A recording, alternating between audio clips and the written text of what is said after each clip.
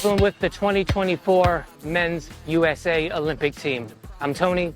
Welcome back to Streetball Strategy. Got established, yeah, cut from a different fabric. The mindset is to drive the lane up in the score. He threw it off for the board and caught it backwards and slam dunked another classic. That's big dreams. Today's video directly jumps off my last video, which was about why foreign-born players are becoming the best players in the NBA. And I'm sure there are some people who watched that video who thought to themselves, well, okay, Tony, if international style basketball is so good compared to the American AAU NBA style basketball, then why doesn't the USA lose when it comes to international basketball? Not only that, but why does then the United States dominate when it comes to international Olympic basketball? So to address that first, keep in mind that basketball was invented in the United States. It's a USA sport. And usually the country wherein a sport is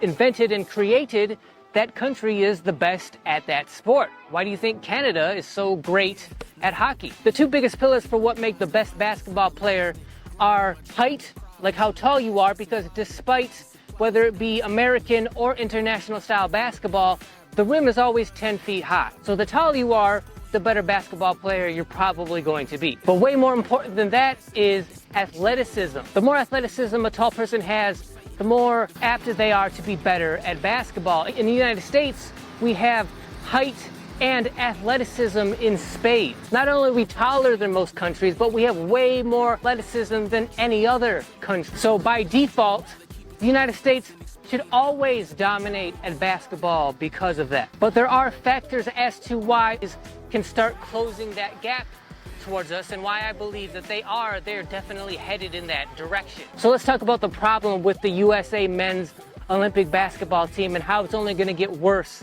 moving forward. There are two major problems I foresee for the USA men's basketball Olympic team. And those problems are competition and compensation. You see, if you're an average NBA basketball player, just an average player, not the players that are on the Olympic team, not the superstars, just an average NBA player, your salary is about $9.7 million per year. And if you're on the Olympic team, that means you're an NBA superstar, which means you're making close to twice as much as that. Signifies to me that NBA players are way overpaid for what they do and what they are. As I've said many times on this channel, I believe NBA players are nothing more than professional entertainers. Their entertainment field just so happens to be trying to win basketball games. That's how they try to entertain us. That's their job. In my opinion, I don't think that justifies getting paid $15 million every single year. Therefore, I think NBA players are way overpaid.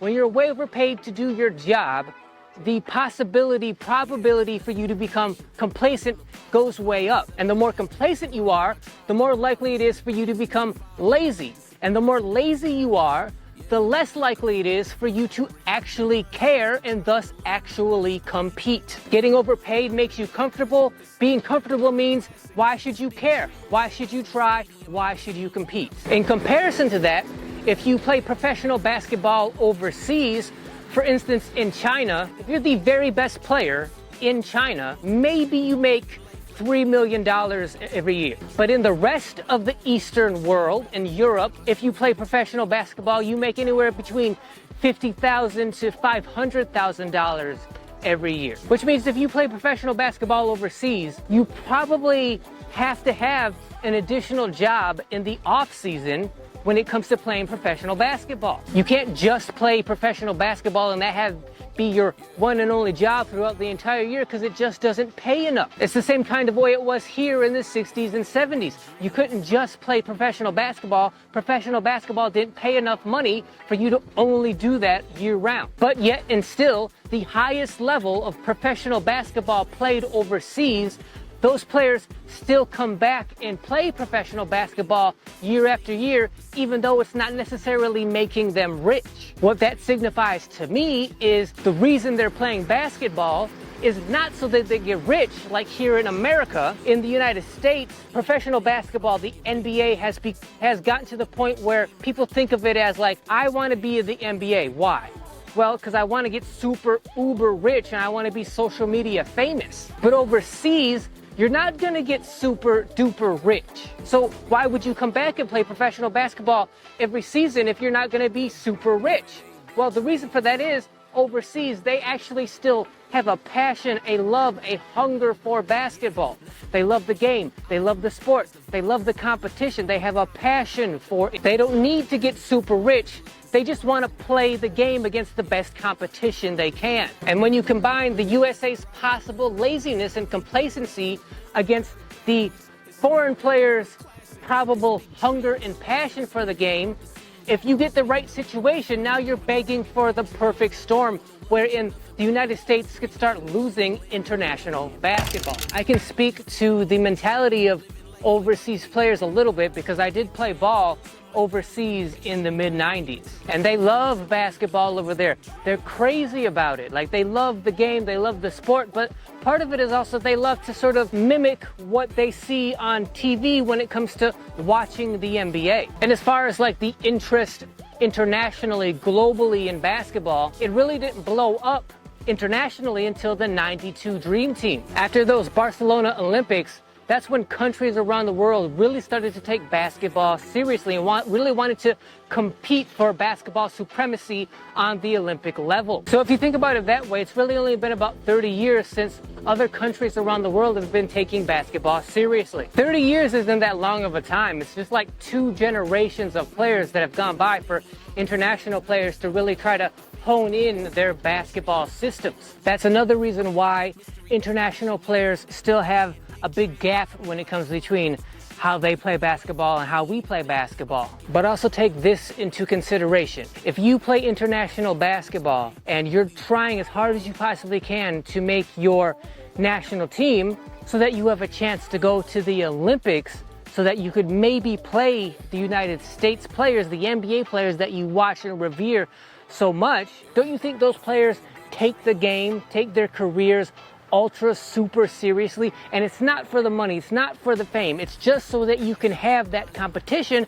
against those NBA players. Think about how passionate, how hungry they must be to play basketball as hard as they possibly can just to get into that position. And then if they do make their national team, if they do make it to the Olympics, they may get to play the USA men's basketball team one time. To them, that is the biggest, that is the most important game of their lives. In contrast, do you think any NBA player, any NBA superstar that's on the USA men's Olympic basketball team, do you think any of the Olympic games are anywhere close to their biggest game, to their most important games of their lives? And then, even if by some miracle for the other countries, if USA loses and disgraces themselves by losing in the Olympics, the players on that team, they still come home, and yes, they're nationally disgraced, but they made $15 million last year.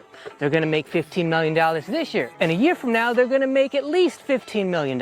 So sure, they disgraced themselves at the Olympics, but at least they're still getting paid a generational wealth for years and years to come. So how concerned do you think that the average player on the USA men's Olympic basketball team is? How concerned do you think they are about winning the gold medal? To the other countries, it's life or death trying to get on that, just to get on the podium at the Olympics.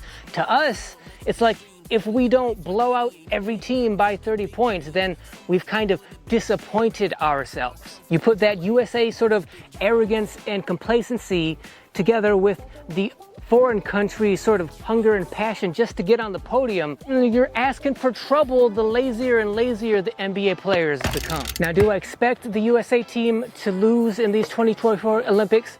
No, we still have the tallest players, we still have the most talent for the tallest players. I expect us to win these Olympics probably pretty easily, especially considering we have Kevin Durant, assuming he plays. He hasn't played in any of the exhibitions yet, but if you consider like he and Carmelo Anthony are probably the best Olympic players in history, and plus we have LeBron James leading us, and it's clear that he's passionate about the game still. He wants to win, he wants to get his second gold medal. He's very passionate about that. So because of that, I do not expect us to lose.